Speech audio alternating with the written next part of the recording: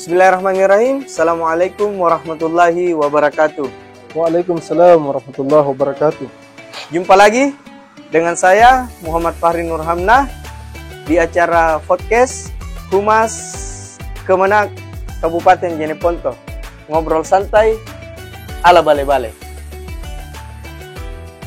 Pada malam hari ini topik yang akan kami bahas metode kepenyuluhan terkait transformasi digital, terkhususnya di lingkup kantor Kemenak Kabupaten Jeneponto.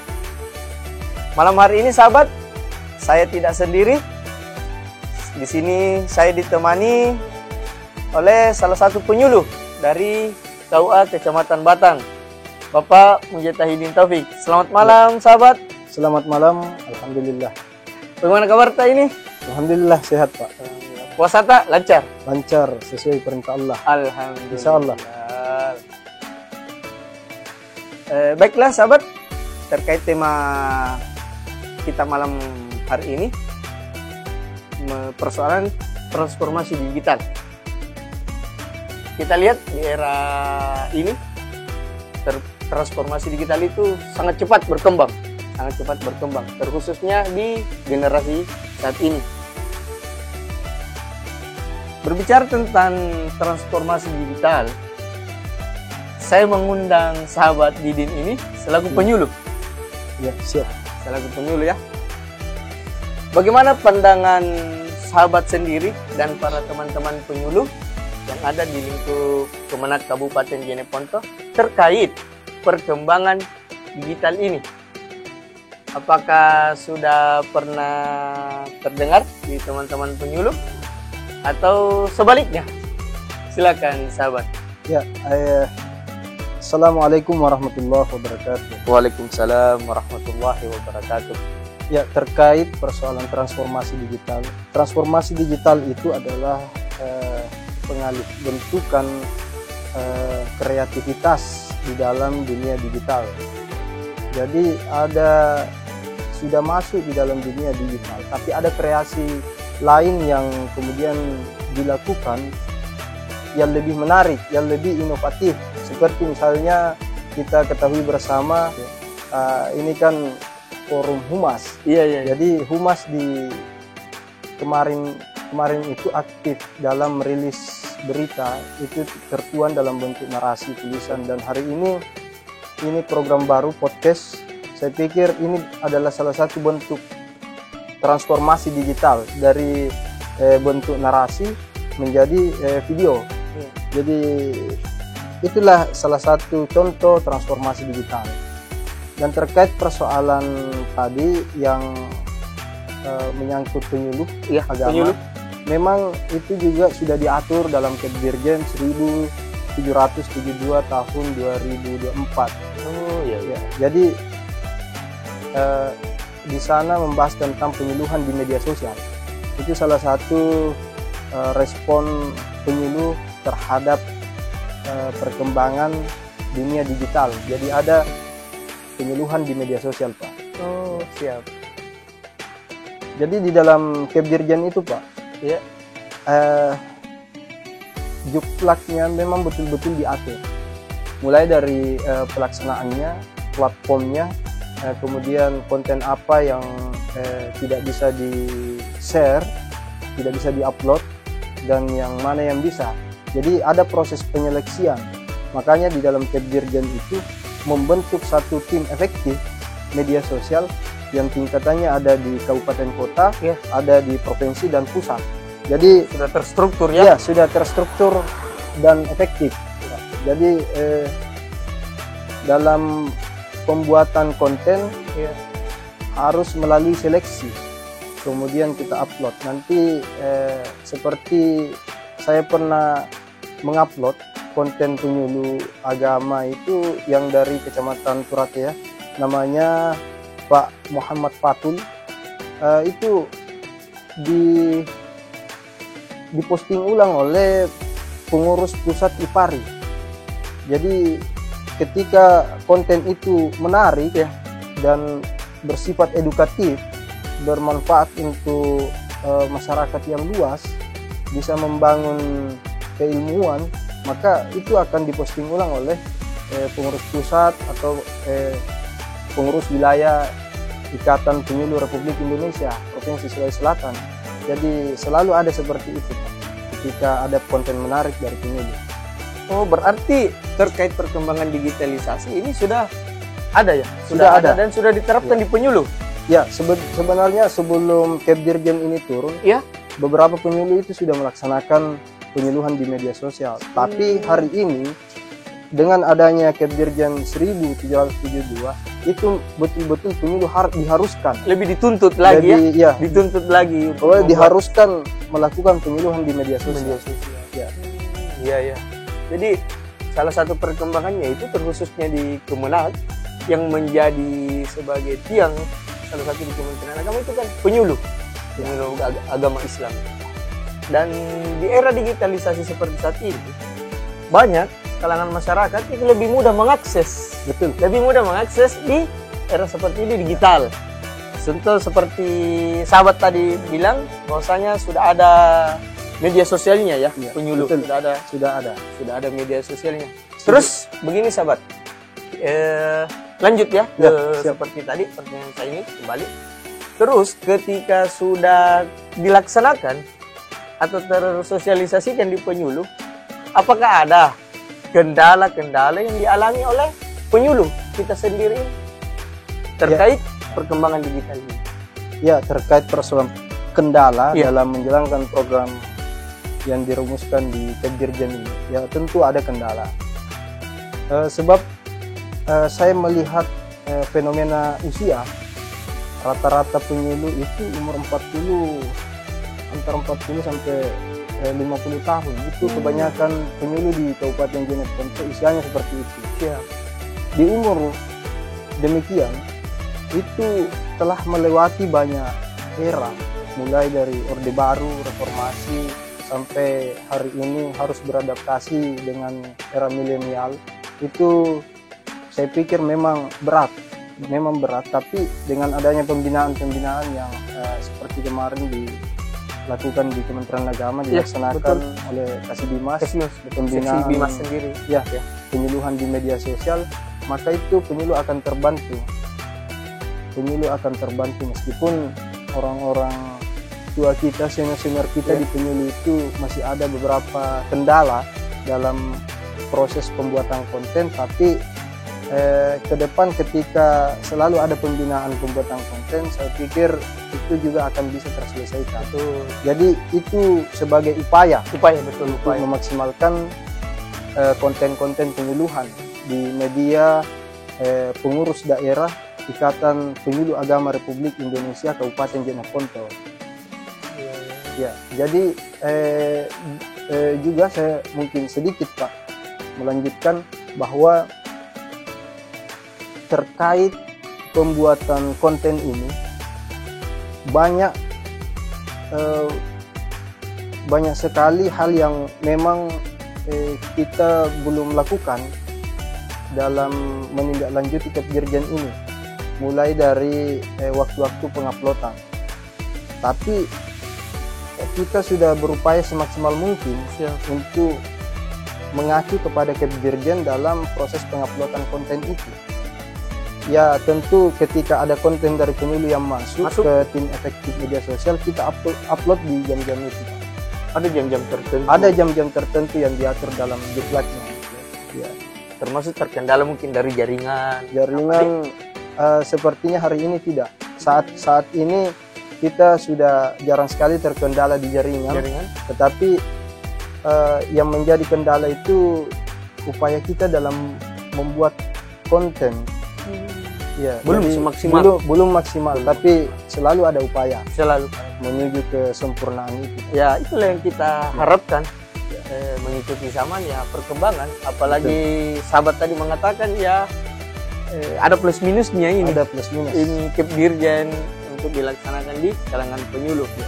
Seru sekali perbincangan kita malam ini terkait itu metode tadi perkembangan digital. Yang terlalu kaku dulu ke atas, ada kopi ini di depan. Sebaiknya kita minum dulu. Bismillah. Karena seru sekali kuliah ini perbincangan terkait penyuluh, apalagi kita sendiri penyuluh, Dik. Siap.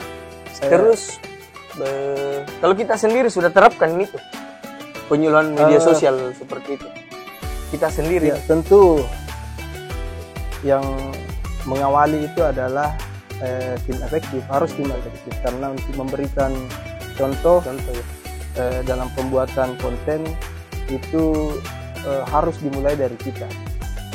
Kemudian diupayakan semua penyuluh juga bisa melakukan itu. Jadi ada dalam bentuk layar, infografis, animasi, video pendek dan video panjang, dan kemudian yang sifatnya edukatif, motivasi, ya, informatif dan sebagainya. Memang diatur dalam diklat itu. Seru sekali nih perbincangan malam ini. Banyak sekali juga info yang aku dapat dari kita ini terkait ini penyuluh, karena salah satu intinya itu di kemana saya pikir itu penyuluh. Jadi meskipun Pak begini, kita dengan adanya penyuluhan di media sosial, itu sama sekali tidak mengurangi aktivitas kita sebagai penyuluh untuk melaksanakan tugas secara tatap muka. Jadi tetap itu akan terus kita lakukan penyuluhan secara tatap muka, karena budaya kita memang antara seperti di pesantren itu tidak bisa dipisahkan antara pengajar dan orang yang belajar. Tapi di penyuluh itu murid dan kiainya. Jadi tapi di penyuluh itu bukan antara pengajar dan pelajar, tapi kita sama-sama belajar betul di lapangan.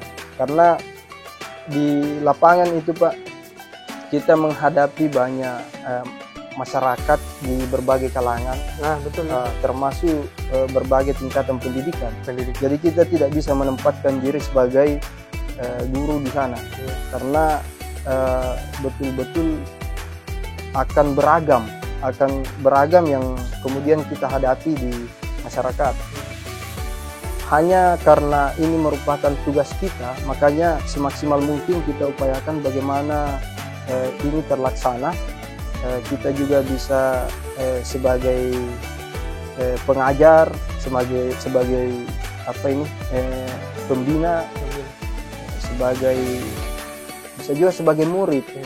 Bisa saja kita ketika ada masyarakat, salah satu dari jamaah kita itu yang punya keilmuan agama yang tinggi, kita bisa belajar di situ. Jadi kita terbuka saja, belajar sama-sama di majelis itu. Berarti belum seperti ini, masih menggunakan metode lama bertatap muka, tetapi seiring berkembangnya kita juga mau tidak mau harus melangkah ke digitalisasi ini, perkembangan dengan jangkauan yang lebih luas. Betul. Jadi dengan adanya penyuluhan di media sosial ini, kita bisa menjangkau jemaah yang lebih luas. Betul. Karena bahwasanya ketika masyarakat juga lebih mudah mengakses kalau sebetulnya menggunakan digital. Tapi terkait lagi seperti sahabat mengatakan tadi, namanya strata pendidikan itu kan berbeda-beda.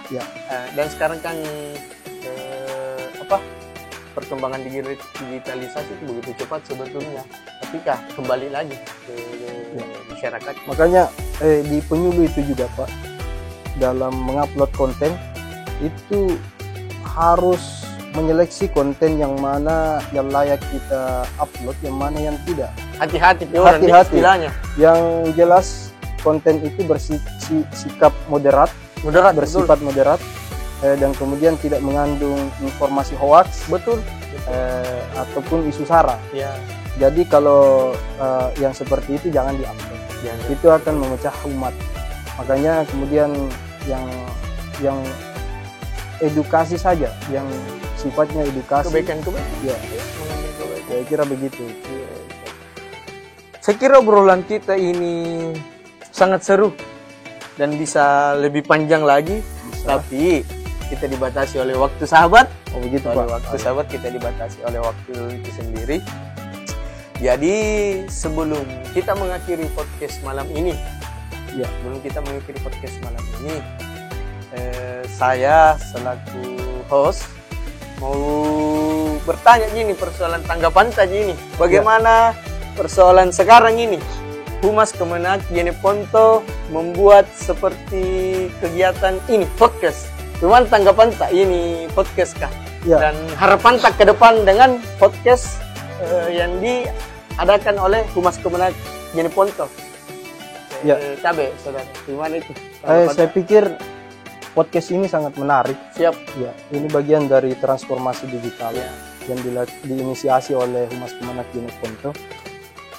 Sebab dengan adanya podcast seperti ini kita bisa mengundang berbagai kalangan Ya, di lingkup Kementerian Agama menjelaskan tentang apa-apa yang terkait pelaksanaan tupoksi, Ya, apa saja sih fungsi tugas dan peran fungsinya Kementerian Agama itu sendiri kita bisa jelaskan secara gamblang di sini. Betul, Di betul. podcast seperti ini. Jadi penting untuk mengundang para pemangku jabatan di lingkup Kemenak Jeneponto untuk hadir di tempat. Ya. Iya. Kalau dalam yang tertuang dalam tulisan itu saya pikir kurang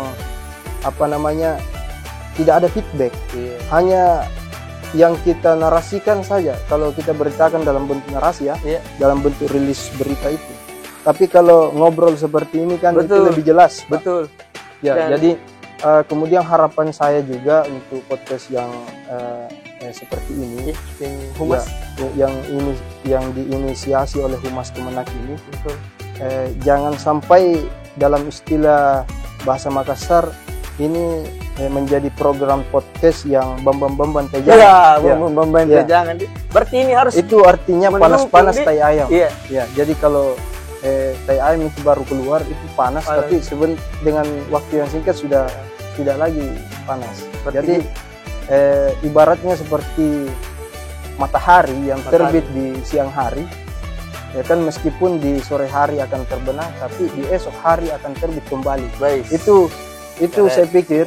saya pikir kita harus punya jiwa seperti itu. Iya. Jadi dalam menjalankan suatu proses kegiatan memang ada naik turun, motivasi kita itu kadang naik turun.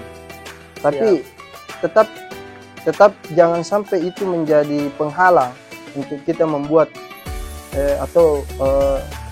redup dalam membuat konten seperti ini.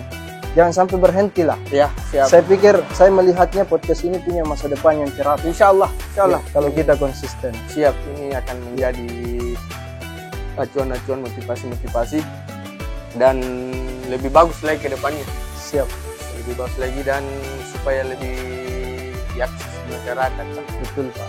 Kita harus syukur ini kayaknya, Dik. Ya. Termasuk kepala KUA Iya. itu perlu diundang di sini Pak. Siap. Ya, Insyaallah. kenapa? Karena peran dan fungsi KUA itu Sangat penting. sangat berperan aktif di masyarakat Iya. dalam urusan agama Siap. untuk memberikan sosialisasi Siap.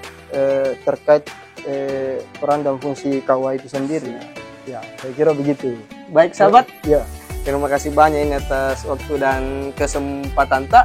Jangan bosan-bosan Dik kalau dipanggil Ki hadir di podcast kayak ini. siap. Iya. Jadi mungkin demikian acara podcast malam kita ini bersama Bapak Penyuluh Andalan saya ini, Bapak Mujahid Taufik. Terima kasih telah hadir di podcast Siap. ini, saudara. Sehat-sehat Ki, semoga puasa tak lancar. Ya, Selesai. Pak Farjo mudah-mudahan sehat selalu, Amin, amin. dipanjangkan umurnya, Amin. Begitu juga kita. diberikan jodoh yang Siap. tepat. Amin. Insyaallah. Baiklah sahabat, saya menutup acara podcast kita pada malam hari ini dengan ucapan Assalamualaikum warahmatullahi wabarakatuh. Waalaikumsalam warahmatullahi wabarakatuh.